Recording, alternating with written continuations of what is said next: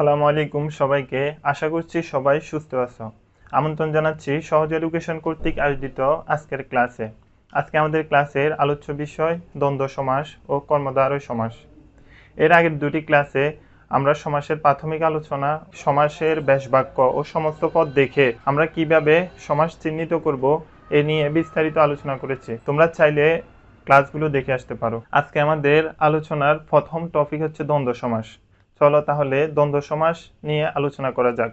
দ্বন্দ্ব সমাসে আমরা এর আগের ক্লাসগুলোতে দেখেছি সমাসের পদ সম্পর্কে। দ্বন্দ্ব সমাসে পূর্বপদ এবং পরপদ উভয় পদের প্রাধান্য পাবে।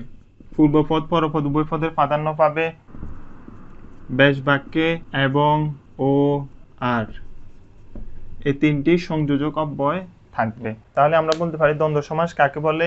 যে সমাসের পূর্বপদ এবং পরপদ উভয় পদের প্রাধান্য পায় তাকে দ্বন্দ্ব সমাস বলে। তাহলে চলো একটা উদাহরণের মাধ্যমে দেখা যাক।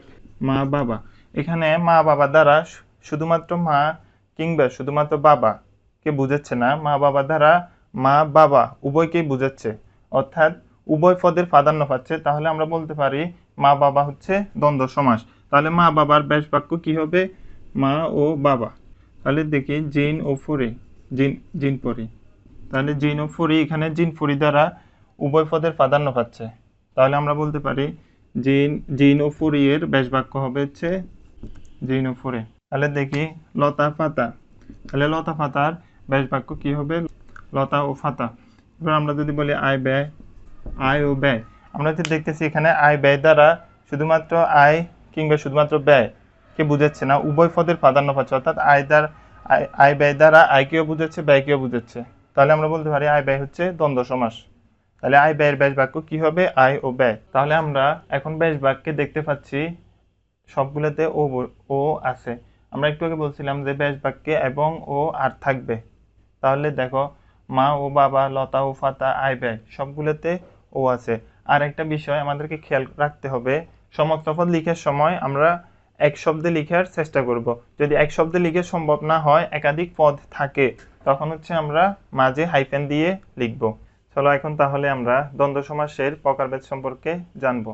দ্বন্দ্ব সমাসের প্রথমে আছে মিলনার্থক দ্বন্দ্ব সমাস। মিলনার্থক দ্বন্দ্ব সমাস কাকে বলে? যে দ্বন্দ্ব সমাসের পূর্বপদ ও পরপদ দ্বারা কোনো বৈবাহিক সম্পর্ক বা কোনো মিলনার্থক সম্বন্ধ বুঝায়, তাকে মিলনার্থক দ্বন্দ্ব সমাস বলে। তাহলে চলো আমরা একটা উদাহরণের মাধ্যমে দেখি। যেমন মা বাবা, মা বাবার মধ্যে একটা বৈবাহিক সম্পর্ক আছে। তাহলে আমরা বলতে পারি মা বাবা একটা মিলনার্থক দ্বন্দ্ব সমাস। তাহলে মা বাবার ব্যাস বাক্য কি হবে? মা ও বাবা। মেয়ে জামাই এই পদটার মধ্যেও একটা বৈবাহিক সম্পর্ক বিদ্যমান। তাহলে আমরা বলতে পারি মেয়ে জামাই একটা মিলনার্থক দ্বন্দ্ব সমাস। তাহলে মেয়ে জামাইয়ের ব্যাস বাক্য কি হবে? মেয়ে ও জামাই। এরকম করে আমাদের দাদা দাদি, নানা নানি, খালা খালু সবগুলোই কি হবে? মিলনার্থক দ্বন্দ্ব সমাস। এবার আমরা দেখব বিপরীতার্থক দ্বন্দ্ব সমাস।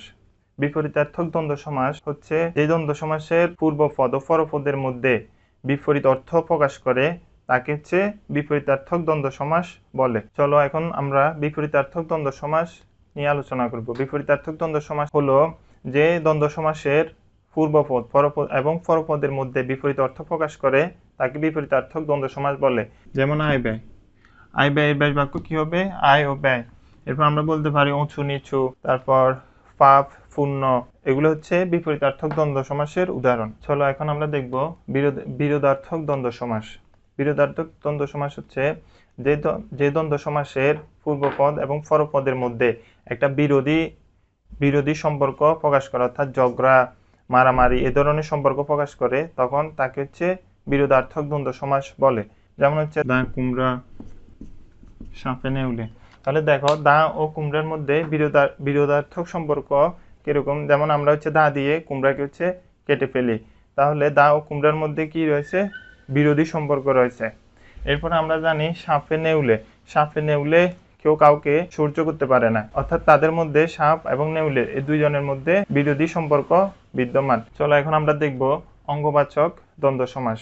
যে দ্বন্দ্ব সমাসের পূর্বপদ এবং পরপদের মধ্যে শরীরের অঙ্গ প্রত্যঙ্গগুলো আসে, ওই সমাসকে অঙ্গবাচক দ্বন্দ্ব সমাস বলে। যেমন হাত পা, নাক কান। হাত পা নাক কান ইত্যাদি। তাহলে বলতে পারি হাত পায়ের ব্যাস বাক্য কি হবে? হাত ও পা। নাক কানের ব্যাস বাক্য কি হবে? নাক ও কান। এখন আমরা দেখব সংখ্যাবাচক দ্বন্দ্ব সমাস। যে দ্বন্দ্ব সমাসের পূর্বপদ এবং পরপদ উভয় পদের মধ্যে সংখ্যা আসে তাকে হচ্ছে সংখ্যাবাচক দ্বন্দ্ব সমাস বলে। যেমন 7-5, তারপর হচ্ছে 9-6, 19-20, এগুলো হচ্ছে সংখ্যাবাচক দ্বন্দ্ব সমাসের উদাহরণ।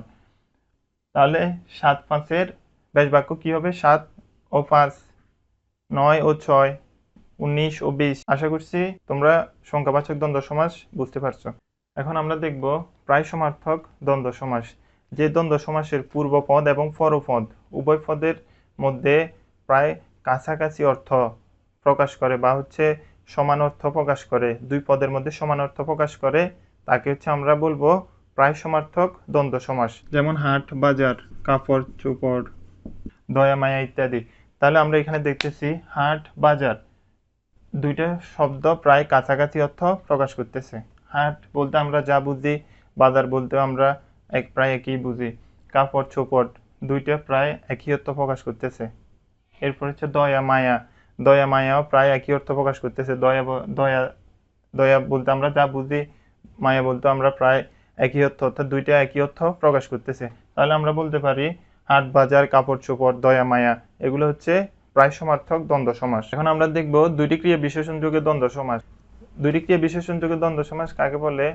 যে দ্বন্দ্ব সমাসের পূর্বপদ এবং পরপদ উভয় পদের মধ্যে দুইটি ক্রিয়া থাকবে তাকে হচ্ছে আমরা বলবো দুইটি ক্রিয়া বিশেষণ যোগে দ্বন্দ্ব সমাস। যেমন দেখা, শোনা, যাওয়া আসা ইত্যাদি, এগুলা হচ্ছে দুইটি ক্রিয়া বিশেষণ যোগে দ্বন্দ্ব সমাস। এগুলার ব্যাস বাক্য কি হবে? দেখা ও শোনা, যাওয়া ও আসা। এখন আমরা দেখব দুইটি ক্রিয়া বিশেষণ যোগে দ্বন্দ্ব সমাস। যে দ্বন্দ্ব সমাসের পূর্বপদ পরপদের মধ্যে দুইটাই ক্রিয়া বিশেষণ থাকবে। যেমন হচ্ছে আমরা যদি বলি ধীরে সুস্থে, ধীরে সুস্থে হচ্ছে ক্রিয়া বিশেষণ যোগে দ্বন্দ্ব সমাস। কারণ ধীরে সুস্থে আমরা বলি ধীরে সুস্থে যাও বা হচ্ছে ধীরে সুস্থে যেও। এখানে যাও হচ্ছে দেখি ক্রিয়া, এই ক্রিয়াটাকে ধীরে সুস্থে হচ্ছে দেখি কি করতেছে? বিশেষায়িত করতেছে যে ধীরে সুস্থে যেও। তাহলে আমরা বলতে পারি ধীরে সুস্থে হচ্ছে দুইটি ক্রিয়া বিশেষণ যোগে দ্বন্দ্ব সমাস। এখন আমরা দেখব একশেষ দ্বন্দ্ব সমাস। একশেষ দ্বন্দ্ব সমাসের একটা উদাহরণ আছে, এটা হচ্ছে আমরা। পরীক্ষায় আসতে পারে যে নিচের কোনটি একশেষ দ্বন্দ্ব সমাস বা নিচের কোনটি দ্বন্দ্ব সমাস। তো তখন হচ্ছে এখানে আমরা দেওয়া থাকতে পারে, তখন হচ্ছে তোমরা হচ্ছে আমরাটা কারেক্ট আনসার হিসেবে আনসার করবে। তাহলে আমরা শব্দের ব্যাস বাক্য কি হবে? আমি, তুমি ও সে। আমি, তুমি ও সে মিলে কি হবে? সমস্ত পদ আমরা। তাহলে এখন আমরা দেখব অলুক দ্বন্দ্ব সমাস। যে দ্বন্দ্ব সমাসের পূর্বপদ এবং পরপদের বিভক্তি লোপ পায় না এবং সমস্ত পদের বিভক্তি অক্ষুণ্ণ থাকে বা হচ্ছে সমস্ত পদ থেকে বিভক্তি লুপ্ত হয় না, তাকে হচ্ছে অলুক দ্বন্দ্ব সমাস বলে। যেমন আমরা দেখি দুধে ও ভাতে, ধনে ও জনে, ঘরে ও বাহিরে, এগুলো হচ্ছে অলুক দ্বন্দ্ব সমাসের উদাহরণ। তাহলে আমরা একটু আগে বলছিলাম যে অলুক দ্বন্দ্ব সমাসে সমস্ত পদে বিভক্তি লুপ্ত হয় না। তাহলে আমরা কি লিখতে পারি? এটার সমস্ত পদ কি হবে? দুধে ভাতে, দুধে ভাতে। দুধে ভাতে আমরা দেখতেছি এখানে সমস্ত পদ ব্যাস বাক্যের মধ্যে কি ছিল? একটা এই বিভক্তি ছিল, এই বিভক্তি ছিল, এটা সমস্ত পদে এসেও এই বিভক্তিটা লুপ্ত হয় না, অর্থাৎ বাদ পড়ে না, যেভাবে আছে এভাবেই আছে। তাহলে আমরা বলতে পারি এটা হচ্ছে অলুক দ্বন্দ্ব সমাস। এরপরে ধনে ও জনে, এর সমস্ত পদ হবে ধনে জনে,